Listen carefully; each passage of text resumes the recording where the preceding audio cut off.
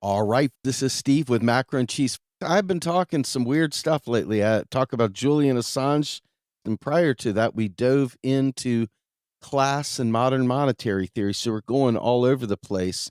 They all tie together with a common theme, and that's the impact that macroeconomics has on our lives and on the very freedom that we think or don't think we have. Today is going to be no exception to that. We're going to go down another path that maybe seems unconnected, but I assure you by the end of this conversation, you will see some connections and hopefully we'll have a different point of view. My guest today is Jeffrey J. Clayton. He is the executive director of the American Bail Coalition. And we're going to talk today about bail reform and crime and punishment in America.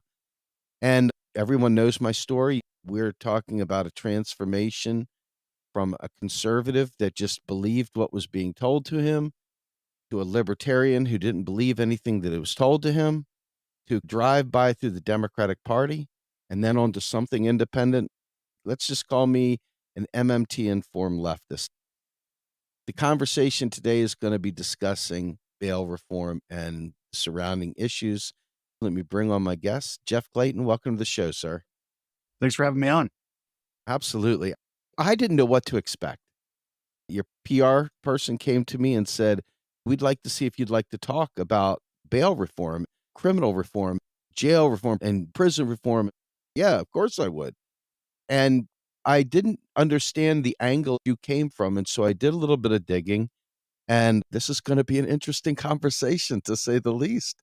But I think it's a conversation that needs to be had and not in an echo chamber, because this is about trying to better understand the very real concerns of the public who deal with the outcomes of crime and the very real issues that generate crime through what I believe are austerity measures and a state that requires a permanent underclass to maintain an upper class. And I think it'll make for a great conversation. So, what can you tell me about what you do at the American Bail Coalition? Absolutely. So about 10 years ago, I was approached by the coalition in a time period of bail reform that I'm sure you're well familiar with. Really, the idea that we were going to end money bail and go to something else. And obviously that would concern insurance companies who underwrite bail bondsmen throughout the country to say, should we go to that model or not? And I took it on to not go to that model, to preserve, at least in some respect, the idea that there would be a right to bail by sufficient sureties. And so for the last 10 years, I've studied the issue. Obviously, I was well familiar with it before, having worked 10 years as an attorney, working for the Colorado State Probation Department for 5 years, and just having been familiar with the issue, having studied it, took it on. And the idea was we're going to protect this pathway out of jail, this right to bail in the United States. And I've traveled to 35 state capital cities, testified in front of various committees at legislatures. I talked to federal legislators about it. I've talked to judges, chief justices about bail and all the iterations of bail. And that includes the broader system of pretrial release as well, whether you get ankle monitors and all this sort of thing, whether you get a PR bond, whether you have to post bail, whether you're remanded in jail and denied bail altogether. All of the different things that happen when somebody gets arrested pending trial are things that I've worked on and also published articles on over the last decade, a couple in law journals and law reviews and that sort of thing. So I've become a little bit of an expert on all things related to the pretrial system in the United States.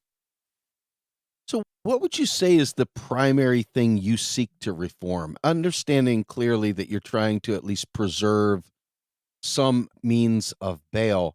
What exactly is it you're trying to achieve through this? One, I think obviously just protection of the existing right to bail, which in my mind and for the civil libertarian background that I come from is the ability for the public to challenge the government's decisions on incarceration. In places where there's no bail, that's pretty much the government's decision, and there's no way to do that. So we think preserving that's important. But the second thing to keep in mind is over history, and really the branch of history starting in 1984 in the federal system, but also in states, is this movement to deny bail altogether, to just say that we're not going to offer you a release pending trial or the ability to post bail. And that's been a growing way that we're increasing mass incarceration, particularly in the federal system. That's gone from 24% pretrial detention rates up to 75, 76%. today by denying bail and just saying, oh, we think you're dangerous and we can keep you in jail. So the new movement over the next 10 years is going to be to roll back the concept of preventative detention, which I don't think the founders thought was constitutional. I think Justice Rehnquist thought it was. I think this Supreme Court, and looking at what colonial systems and what the early history of pretrial incarceration, came up with another way to lock people up, this time without bail altogether and without any ability for the public to challenge it. From my vantage point, I definitely subscribe to civil libertarian thinking on many issues, and this would be one of them as well. To me, I see the whole point of bail as a black eye on the system as a whole, because it's the reason why people are going to jail. Most of the people that are going to jail for crimes that are violent or theft, these are crimes that get everybody's attention because everybody's concerned about losing their private possessions and worried about their own safety walking down the street. These are legitimate fears. But I feel like the reason why we're even getting to a point of bail is because we have failed the people. We've failed the country to provide meaningful work, to be able to give them a right to pursue happiness. You can't have justice without economic justice. And there's an entire underclass in this country that serves as a funding mechanism for local police departments through fines, fees, and penalties, through a host of other ways of attacking them and predating upon them. And then we say, oh, there's criminals. Let's put them in jail. And we never really address the problem. We just basically put it on the individual and say, you're a failure. You're the reason why you're in jail. I think about bail as the final thing to happen that failed that individual and failed society, because the people that are getting hurt by crime would have been helped had they been around to help that individual prior to the crime, in my opinion. I feel like society is a group of laws and functioning economies and functioning support systems that, if they don't work together, they generate negative outcomes and criminal behavior, or at least criminal in terms of the laws that we have on the books that they have violated, and in many cases, just for survival. Your thoughts? Well, I think a good way to view this is what Thurgood Marshall said of the bail system and in general. And because we don't have a criminal process that we think works, particularly, I think it's fair to say that it doesn't rehabilitate.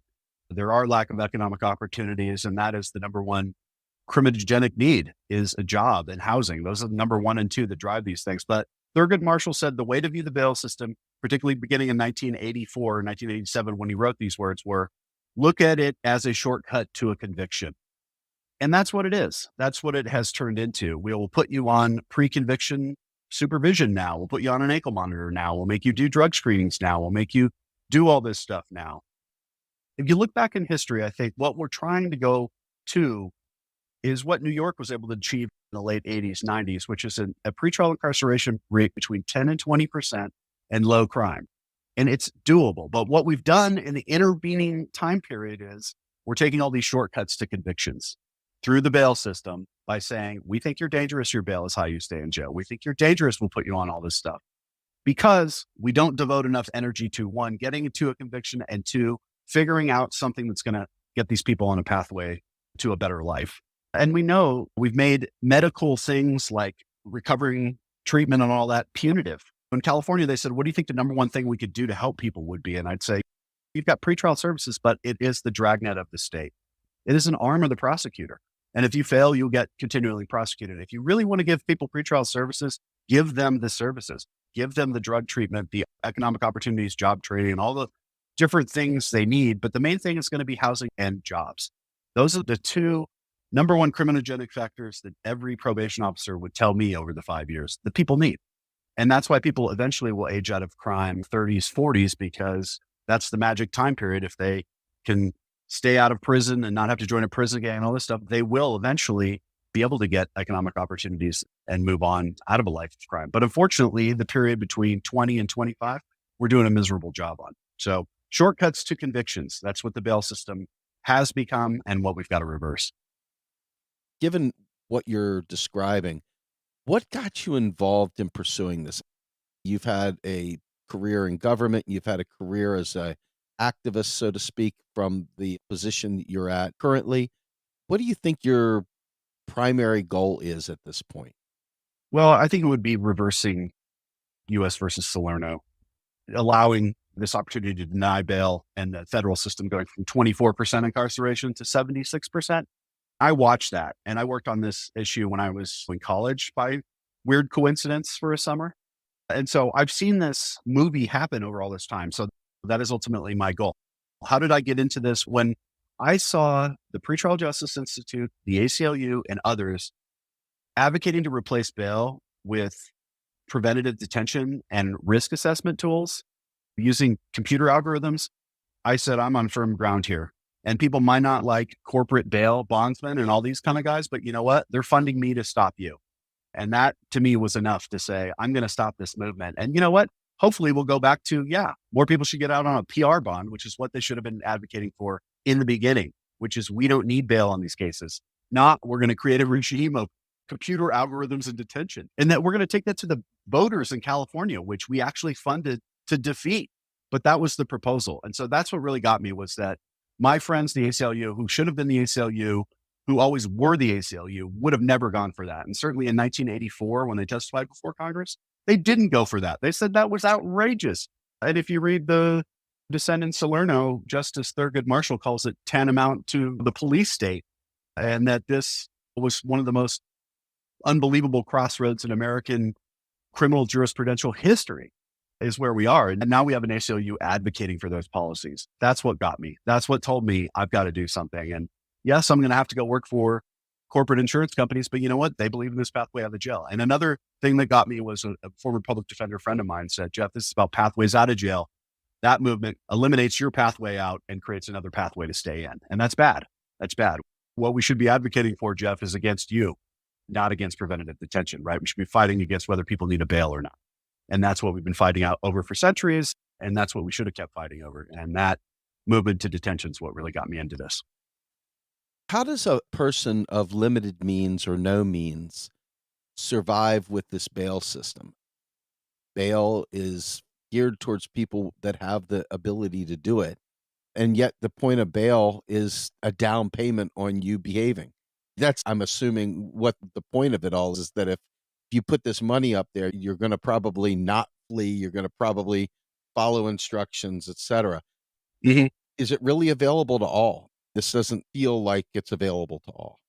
It's not. And that's where people get concerned about it. I think the reality is that I would say only 5% of defendants actually afford the bails they post. I think 95 to 90% of them are posted by other people. So when you view it that way, it really is your ties to the community and whether third parties believe that you're going to show up and that they're willing to take the risk on you. I think where people get uncomfortable is on these low level charges. And over the 10 years, we've seen places where a bail schedule that just has the list of the charges and the amounts can detain people for a long time before they see a judge on a bail that a judge is going to say is too high and ultimately say, you don't need a bail. And so that's been the real black stain on things, unnecessary bails in some of these low cases. We saw that in my home state where the ACLU wanted to get rid of bails, petty thefts under 300, municipal charges, sleeping on a park bench, and this sort of thing, because the only people that it really ensnared was unhoused people and people that had substance use disorders and all this sort of thing were probably the people that were going to get ensnared on a couple $100 bail.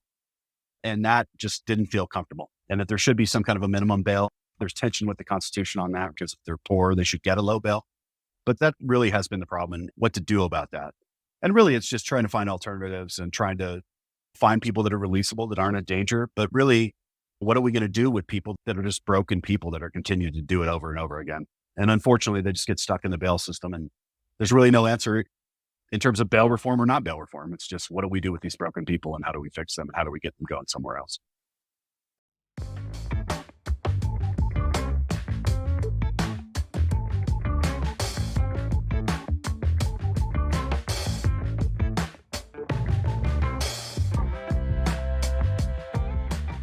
I think recidivism is a word that's in abolition movements and policing movements.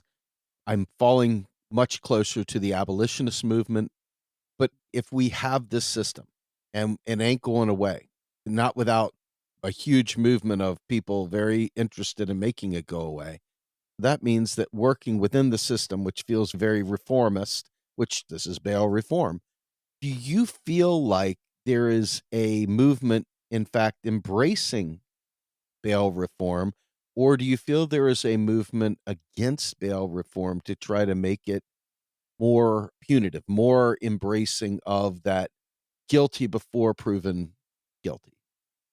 There is a movement to move in that direction. You've got legislation in Tennessee to increase preventative detention for the first time and 32 new charges. You got states saying you don't get out on a free bail and any number of charges. You got my home state of Colorado putting out legislation to say we're going to have a $7,500 minimum bail on a certain number of charges. So I think there is pushback. I think there is a movement to get harsher. I'm not sure we're really leading that. I think there's certain charges that we think putting the you don't get out for free unless you see a judge is a good thing, to have judges look at them. But ultimately, judges have discretion on that. And I think that's a good thing. I do think that we need to put more scrutiny on what judges are doing in this context, because so much of this is controlled by the judiciary and they have so much discretion on bail on other areas that really their decisions are bulletproof, and what they do, the public never finds out about. And so there's a big fight over that. Whether it's okay to put out statistics that just say judges process this many cases this fast, or whether we can get into substantive things like what were the bails and what are the recidivism rates and what are the new crimes and what were the sentences? How do they sentence within the ranges compared to other judges like that? Data is what judges don't want to put out that I think the public needs to see. What are the fault lines in these different ideological views of this? It seems like there's a civil libertarian angle here. What are the various interests that are playing into this? Well, I think it's almost just a simple soft on crime, hard on crime debate. And then I think the word catch and release comes into it all the time. Oh, the ink's not dry on the police report before we let them out. Well, that's supposed to happen 80% of the time if things are functioning correctly, that we're only ensnaring to a maximum of maybe 20% of the most dangerous people that are going to flee and need to stay in jail. So that's a pro law enforcement side, is that we just keep releasing these people over and over again. And of course, what Thurgood Marshall would say is it's because you're not convicting. You're not convicting. There's not a criminal intervention and you're not deterring. And that's why, is that you're taking a shortcut to try to say, let's just keep them in jail as long as we can. And that's what's happened. You look at South Carolina, for example, felony charge, you don't post bail. Crucial issue, right? Because if you don't, 2 years. The average felony case takes 2 years to resolve. That's a long time in jail. On the other side, I think it's really just simply the argument that we don't need pretrial detention, that pretrial detention erodes the presumption of innocence. I think that's right. I think the other thing is that there's a concept called sub rosa detention, which really dates from the states trying to copy the federal system, but doing a bad job, which is now we're going to have judges look at public safety and future dangerousness, a new concept we put into this criminal enterprise in the 80s. And that has now become what people think bail is. Is he going to do it again? Well, if he's going to do it again, we say his bail is now going to be 100,000 instead of 10,000 because he's going to do it again. But if he posts it, he's going to do it again. So what have we really done? We've created a system of preventative detention through the monetary bail system. And we're trying to reform that because it should just be an appearance bond. That's what it has been throughout American history. And that's what it needs to be. And I think people go, well, Jeff, you might not make as much money. Not really, because in essence, the people that aren't posting are the ones these bonds are so high on. We would still be around, and we were around, and we were fine long before this movement toward sub rosa and preventative detention all began. So it may be that we don't make as much money, but we see that as a better and more in line with constitutional rights system. And so that's where I think we're trying to go. We're largely a macroeconomics podcast, and so we tend to focus on the capabilities of the state to alleviate the pain points. Mm-hmm. And one of the things that our organization has advocated for the last 10 years, along with a lot of other academics and other activists and practitioners, is a federal job guarantee with federal benefits, and doesn't care whether you're unhomed and have a criminal record. In fact, some of the stuff that happened post slavery and the 13th Amendment with vagrancy laws and picking people up. You're not working? Okay, well, you're guilty. And then locking them up and then getting free labor from them. there's always been a very unequal justice in this country, and it hasn't changed. It changes with the words, it changes with the focus. We frame things differently. So there's all these different moves to change the way we say things, but fundamentally, we're still very unequal and wrought with, I don't want to use the word prejudice.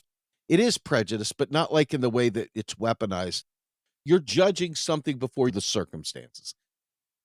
And so if we know that having a job is a core deterrent, the federal job guarantee is a pre-preventative salve as opposed to convicting on future crime like a 1984 novel. We're looking at an opportunity to prevent crime by giving people hope and a future and purpose. I wonder because, for example, a federal job guarantee paid for by the federal government, providing socially valuable work, not necessarily capitalist driven work that has a profit motive to it, but more so whatever a local community wants to enhance its well being, the well being of all. This is something that could be given to even immigrants to prevent any of the other stuff that we see happening at the southern border right now. Yes, you can be tough on crime, but people still make it through. And when you end up with a bunch of dead people or a bunch of people in jail, in cages, things that no civil libertarian would want to see, because you don't want to see people coerced and imprisoned.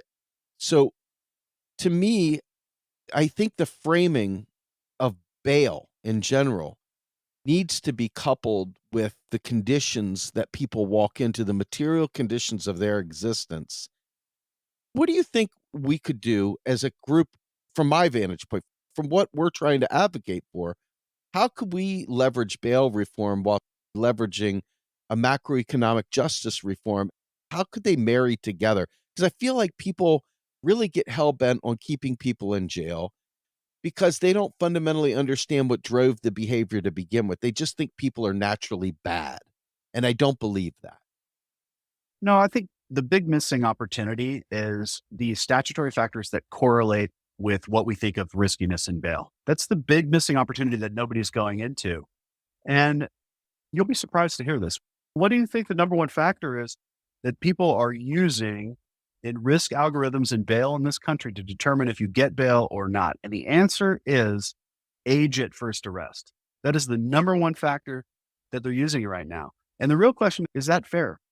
And so I met with a staffer who shall remain unnamed who worked for Congressman Danny Davis. And I told him this, and he said, that's outrageous. And I said, why is that outrageous? He said, well, I borrowed my mom's moped when I was 14 and I went joyriding through the south side of Chicago. And of course, because I'm black, I got arrested and my mom had to come pick me up. And so you're telling me for the rest of my life, I'm high risk. And the answer is you are under those instruments and there's nothing that can be done about that. So I think that's a problem. That's one opportunity. The other thing you're talking about with the basic income, let's call it what it is. I think the disparate impact of housing in this country, the idea that historically oppressed communities live in these bad neighborhoods is the number one cause and lack of opportunity in those neighborhoods. I don't think anybody would deny that. How do you fix that? I think that is the bazillion-dollar question. And having a basic income, yeah, of course, I think every probation officer in the country would say that would help if they had stable housing, and they had no excuse for not having stable housing because they couldn't take the stable housing money and go spend it on something else. That's the key, is can you guarantee that these people have stable housing and that it's not going to be like the projects? Because when we put people in these terrible housing units, it just compounds the problem. So I agree with you that something needs to be done, that opportunity needs to be created. But I also think there are major opportunities within the existing statutory framework to just say, you know what, that's a backward looking standard that we're just not going to use anymore because that presumes somebody is a bad person. Amen. Not somebody that under the right conditions would bloom into a good person, which a lot of people will. And we're just assuming that because you got arrested when you were 14, they forget it. You're always high risk and that your bail should be higher or you should go to jail. That's insane. The story that I told you offline about my arrest, if you heard my Finding Your Why podcast going back a month or so, that talked about this. I sat in a jail cell with 5 young black kids, and I had, in a blackout drunk, purchased 2 ounces of marijuana. These kids had a joint. They released me as a white man, no bail required. These kids, we're gonna put bail in a way that you can't really achieve, so you're gonna stay here for the next 2 weeks. So let me ask you, what are some of the movements right now within what you're working on to make this change happen? Where is the success stories happening? Where is the positive momentum? Well, I'm not really sure there is much positive momentum going right now. I think the crime wave is tightening up the bail system. You look even in like Los Angeles, for example, they had, oh, we need to change the bail system because it's unfair. And what they said was, okay, we're going to take medium risk charges and say you get a presumption of release on your own recognizance. But what ended up happening is the magistrates are denying the free release 89.7% of the time, thus ensnaring people in jail longer. So unfortunately, I don't think it is happening. I'm not seeing progress. It's all negative. It pretty much is. I don't see a good pathway out. You look at Illinois, okay, well, we got rid of bail, but what's happened is the Supreme Court said you could do preventative detention. And so there's 49 new bills in the legislature to expand that. And that's going to go on over years. Just to reflect on what you were saying earlier, we had one pretrial program advocating to change state law to add fatherlessness as a factor because they thought that was the number one factor. And we were going to use that as another means to discriminate based on people's bail. So it's just gotten out of hand of what the entire criminal justice system is going to do. But I think Justice Marshall certainly predicted that we would get here, that when we moved the criminal justice system away from defining the crimes and punishing the offenders to all this other stuff and taking all the shortcuts to conviction and all this other stuff, that it was just going to get worse. And I think that's what we've done. And we've got to move away from that. The criminal justice system is just not the answer. We need it to deter. It does deter. It is good. We need justice for victims, et cetera. I get all that, but we really overcomplicated the thing and created really a complex. Because you look at all the supervision dragnets in this country for probation and pretrial services, even that's paid for by the defendant. You're paying for your own government program to ensnare you in another charge. That's what a public defender here in Colorado used to always say. It's you're just setting people up to fail. You're going to pay for somebody to monitor you. You're an alcoholic. We're telling you to stop drinking. If you have one beer, it's a new felony. How is that a good answer to the problems we have going on in society? It's really not.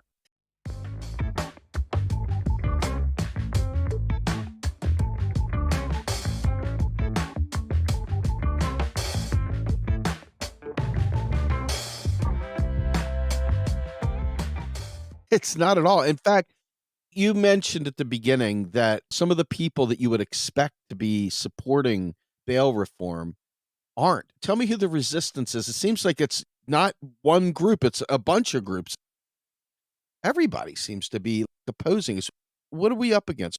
Well, I think the one thing that has happened that is really unfortunate, and this was predicted by Caleb Foote, who wrote an article in the 1960s, is if you hate money bail too much, you're going to kill a way out for people.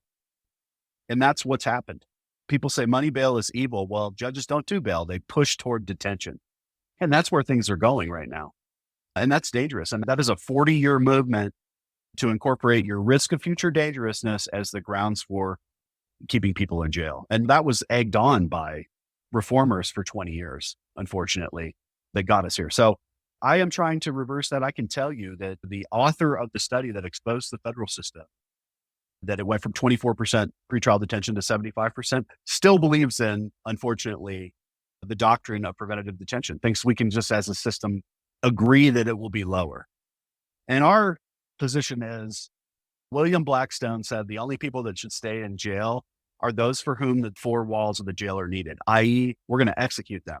And I think because we've changed taste toward the death penalty, the only real argument is people facing a life sentence are the ones that should be denied bail. Everybody else should have the opportunity to get out in some way or another, or the community should be able to say, you know what, Mr. Prosecutor, we are going to pull together the $1 million and he is getting out because we don't like you and we think you're full of it. And we think this guy is innocent and we will make sure he gets there to challenge you and your office. And I think we need that. I think that is a libertarian value. I think that is an American value to say, you know what, we don't sometimes trust the state and we do need a valve out. And I think bail represents that. And to diminish that institution as we have done has proven to be problematic. And I think history is showing that right now. And it's my job to continue pushing that because I think we can have a less mass incarcerated America and still have a low crime America.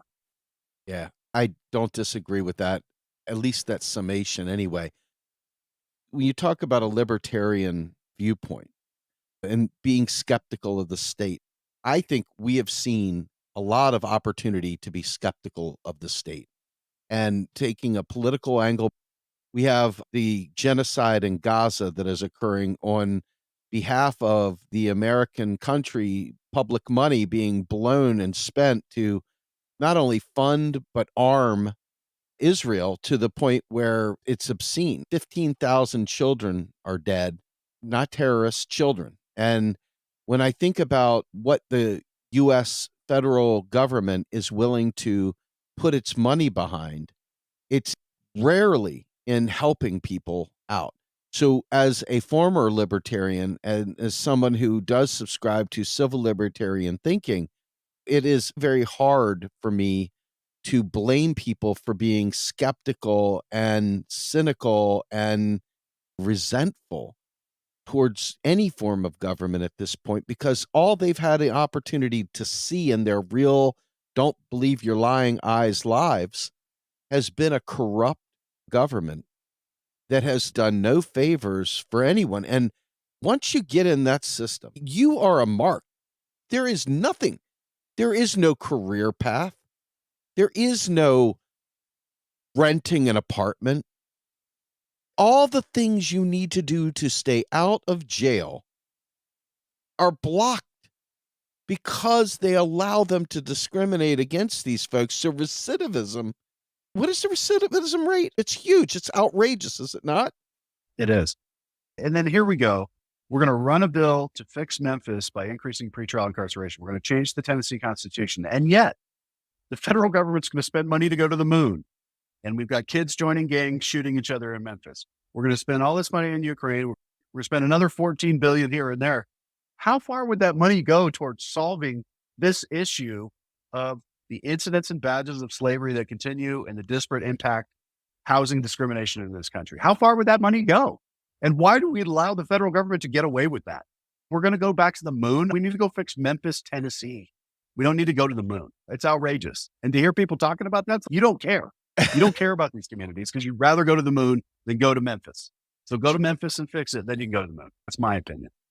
From a priority standpoint and from a resource allocation standpoint, your priority should be exactly what you just said. The flip to that, though, and this is where our podcast and the work our nonprofit does as well kicks in, because the fundamental understanding of the way the government spends, we can walk and chew gum. We've just been told that we can't. And so when you see them deny every possible value that any human being in this country could enjoy, any kind of improvement in their life is treated as if that's free stuff, that's bad. So we shut the door on any of these things that would make life better, that would make life good, that everybody would enjoy. There's none of that. Right. But they will build bombs to destroy lives around the world. There's no amount too great to do that. Oh, yeah, absolutely. The public would be against the socialistic roads that we drive our capitalistic cars on if we really understood what was going on. Absolutely. But that's the way it is. We just label something, and we call it capitalist, and it's good.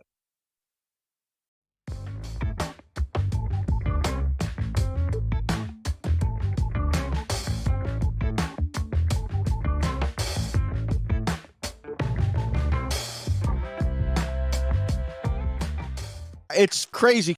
I'm really incensed by this because as somebody who got to experience the prison system, the more things crack down, the more protest is made illegal in this country, the more homelessness is made illegal in this country. Instead of making the conditions that create homelessness illegal, they make being homeless illegal. They put spikes on park benches.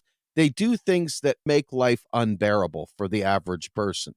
And then regular people, they don't know all these deep things. You can't ask them to get a PhD in sociology. They're just not going to do it. So with that in mind, You got to understand that there's competing interests here, and there's no one taking the time to understand what's at stake. And I don't know that there's a way around that part to create empathy in people and recognize that by creating the environment that creates the crime, you create an unsafe condition for the people over here that want to be tough on crime. And so they're reacting to their lived experience. They're fearful, but they're not understanding that the person on the other side has already been through fearful and afraid and is now just trying to survive. And so you've got this juxtaposition of two class interests competing with one another, when in reality, they're the same class interest and the same goals. They're just going about it, in my opinion, the wrong way. We need to help one side, and the other side has a right to be safe from harm. So, what are your thoughts on that combined view? I feel like any one of them by themselves is incomplete. You need the fullness of this to fix the system. Otherwise, you're just putting a Band-Aid on a heart attack. Yeah, I think that's true. And the reality is people assume there's a criminal class, but the percentage of everybody that actually gets out and goes back into society is very high. 95% of these people will be back after they get out of prison, and they have to join a prison gang, unfortunately, because we put all the bad people together and we tell them to get along, which is another great way to handle things. The reality is, I think we can do a better job of fixing people. I believe in American enterprise. I do believe in capitalism. And if we said the new probation policy is we'll give a corporation $50,000 to fix this person and keep them recidivism free, we might be getting somewhere. Maybe we could invest in something that would be evidence-based and that would have results, which is, hey, let's see if we can get them in a job. Let's see if we put them in a residential drug treatment facility for 3 months that we could actually get them off drugs. I think there is an opportunity, but like you said, you got to put your money where your mouth is. And we just don't do that in this country. We spend more servicing the debt than we do spending on programs that are actually going to help people. And I think that needs to be the fundamental shift. Look at all the welfare programs and spending. It is the majority of the federal government spending, but I just don't think it's working. I don't think it's helping. I think we need to either change it or we just need another massive infusion of it, perhaps at the state level, to really just give people the safety net they need to get them going in the right direction. This is America. We can do better. That's my view. The reaction to inflation has been to raise interest rates on debt, to raise interest rates on borrowing, etc. Well, as someone who understands the monetary system, and that's what our entire MO is here, is teaching people about the actual function of the monetary system and how our misunderstanding of it has created these problems. By raising interest rates, what they have done is created the fertile ground for inflation by pumping money through the interest income channel to people who already have money. Mm-hmm. So the way to stop inflation is to pay off the people that are raising prices through interest rate hikes. And you're creating a situation where on paper, the GDP looks like the economy is great, but in reality, that's an aggregate. If you take away the outliers and you remove the interest income channel, we're actually looking at more recessionary pressures. We're looking at people that are working 2 and 3 jobs because wages have not kept up. We're looking at a horrible situation where the very nature of the way the system is creating this. You said you're a capitalist. I'm a socialist. And to me, my belief is that whatever priorities we think we need, the only issue is, do we have the real resources for it? We can finance and fund anything because we create the money out of thin air via Article 1, Section 8 of your U.S. Constitution, and Article 1, Section 10 keeps the states from doing it. So the Constitution itself tells us how to do this, but we ignore that because we've been convinced that the sale of a bond is somehow or another this burdensome debt, when reality is all that interest income is brand new money being spent to rich people that already have money. And this is how the wealth gap widens. This is how you end up with the circumstances that we're facing. At least from my vantage point, there's a better way. And I wouldn't call it a basic income, because a basic income allows predatory corporations. Because what is a corporation's number one job? Maximize shareholder value. Right. Consumer spending. So what are they going to do? They're going to maximize shareholder value. And that means that labor is going to hurt. Anything that they can cut on a product to create that kind of planned obsolescence is going to happen. there's all these negative externalities that without some sort of a regulatory body or the ability for people to vote with their wallets, since everybody doesn't have an equal share of the pie, they can't participate in that kind of protest strategy. Yeah. So it's a system that has been built for and by wealthy white landowners, and they have not relented in that ownership class going back to the dawning of the nation. And I think it's just a fair thing to say that we're a long way away from solutions, no matter which way you are. And my concern is very real. They just went through this hardcore fight over moving the Washington Capitals and the Washington Wizards out of the nation's capital into the richest part of Virginia in Arlington. It got defeated. But the rationale for this move was because of crime. Once you remove the last little bit of economic support for that region, it's going to be all hell breaking loose. Well, I guess we need to go back to the Washington Bullets. Part of the excitement is you had to go in a bulletproof car down to the stadium. That's part of the home field advantage. No, I agree with you. There's a lot to be done. And certainly John D. Rockefeller's doing a whole lot better. It would do a lot better in this America than maybe he would have done before. And that's unfortunate. And there's answers to that. On our issue, we just keep slugging away. I think we don't need a pretrial mass incarcerated society, and we can do better than we're doing. So I'm just going to keep working on that. Thank you so much. I really appreciate it. Tell folks where they can find more of your work. Yeah. ambailcoalition.org. Also on Facebook and formerly Twitter X. Awesome. I really want to thank my guest, Jeff Clayton, for coming in, being a good guy, listening to my rants as well. I really appreciate the dialogue. Hopefully we can talk again in the future. Absolutely. It was a good time. Have a good day. Absolutely. This is Steve Grumbine with my guest, Jeff Clayton with Macro and Cheese. We are out of here.